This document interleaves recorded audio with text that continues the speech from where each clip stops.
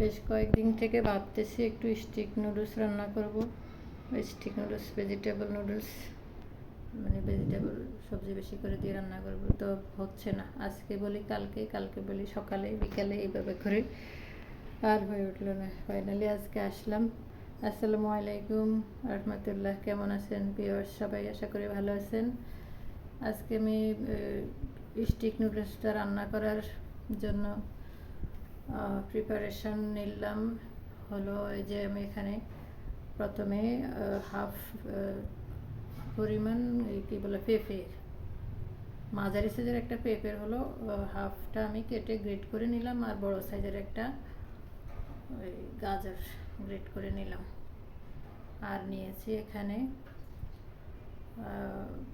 Double প্যাকেটের একটা Kokola stick noodles, এই আর কি। তো এগুলা হলো আমি এখন রান্না করব। সবজি স্টিক নুডলসটা আসলে সবজি দিয়ে রান্না করলেই বেশি ভালো লাগে, আর আমার কাছে যে ইনস্ট্যান্ট নুডলসের চেয়ে স্টিক নুডলসটাই বেশি ভালো লাগে। এটা একটু সবজি দিয়ে, বা যদি হাতের কাছে থাকে গোশ, চিকেন, যেটাই দেওয়া যায়, বেশি করে সবজি দিয়ে রান্না করলে বেশি খেতে বেশি ভালো লাগে, আর খেয়ে হলো ভালো, পেটও ভরে মনও ভরে। তো আমি সবজি গ্রেট করে নিলাম। নুডলস এক প্যাকেট হলো আমি ভেঙে নিলাম, আর হলো নিলাম 4টা সসেস ছিল বাসায়, সসেস নিলাম আমি 4 পিস, আর নিলাম 3টা মুরগির ডিম ভেঙে নিলাম। আর নেব আমি, বাসায় ছিল আমার চিজ ছিল, চিজটা নিলাম কিছু পরিমাণ, আমি কেটে রাখা কয়েকটা স্লাইস চিজ নিয়ে এখন আমি রান্নার জন্য চলে আসব। এই হলো আমার মূল উপকরণগুলা, দেখতে পাচ্ছেন। সসেসগুলো আমি আগে সিদ্ধ করে নিয়েছি, হালকা লবণ দিয়ে সসেসগুলোকে আমি সিদ্ধ করে নিয়েছি 2 মিনিটের মতো। আর হলো এই যে নুডলস, ডিম, চিজ এবং হলো ভেজিটেবল আর সসেস। তো এই হলো আমার আজকের রেসিপির মূল উপকরণ। তা আমি এখন সসেসগুলোকে কেটে নিব। আগে সসেসগুলোকে আমি ছোটো ছোটো করে কেটে নিব, তারপরে অন্য বাকি প্রসেসটা করে নিব। সসেসগুলো দেখতে পাচ্ছেন আমি একসাথে ছুরি দিয়ে সবগুলো ছোটো ছোটো করে কেটে নিচ্ছি। সসেস হলো বাসায় ছোট বড় সবার পছন্দ, আর নুডলসের সাথে সসেস দিলে তো মানে আর কথাই নেই, সবাই মানে কি বলে একটু বেশি চেয়ে খাবে।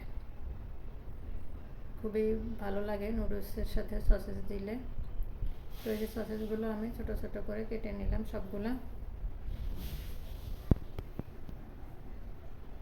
এখন ডিমগুলো আমি ভেজে নিব। কড়াইতে তেল দিয়ে আমি ডিমগুলোও ভেজে নিয়ে আসলাম, এই হালকা লবণ দিয়ে ওগুলোকে একটু মানে কি বলে কড়াইতেই গুটে করে ভেজে নিয়ে আসছি। তো আর এখন হলো সবজিগুলোও ভেজে নিব। সবজি ভাজার জন্য আমি কড়াইতে তেল দিয়ে পেঁয়াজটা একটু নেড়ে ছেড়ে আমি আগে পেঁপেটা দিব।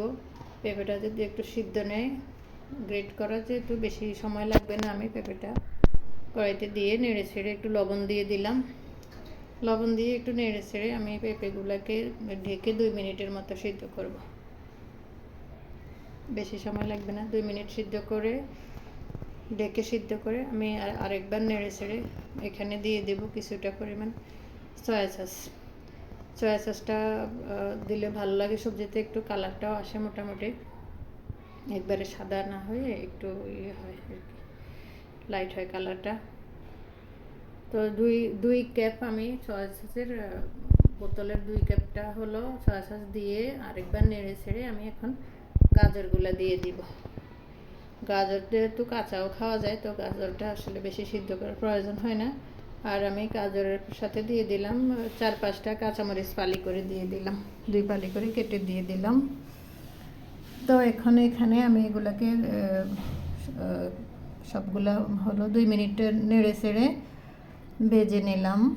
গাজর পেঁয়াজ সহ 2 মিনিট নেড়ে ছেড়ে আমি নুডলসটা দিয়ে দিলাম। নুডলসটা আমি এর মাঝখানে সিদ্ধ করে নিয়েছি লবণ দিয়ে, বেশি করে পানি দিয়ে, নুডলসটা একটু শক্ত রাখে সিদ্ধ করতে হবে, বেশি নরম করা যাবে না। এটা পরে মিক্স করতে গেলে অনেকক্ষণ মিক্স করতে হয়, তো নাড়তে নাড়তে নরম হয়ে যায়।